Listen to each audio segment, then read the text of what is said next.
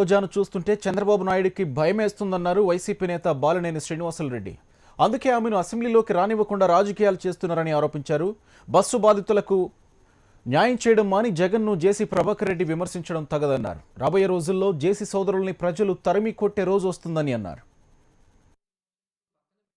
YS Jaganmohan Reddy గారి మీద అనుచిత వ్యాఖ్యలు చేయడం తీవ్రంగా ఖండిస్తూ ఉన్నాం.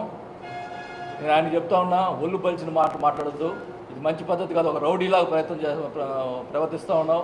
మరి ఇట్లాంటి వ్యక్తుల్ని ఈ రకంగా ఎంకరేజ్ చేసిన చంద్రబాబు నాయుడు గారు కూడా ఒకసారి ఆయన ఆలోచించాల్సిన అవసరం ఉందని తెలియజేసుకుంటా ఉన్నా.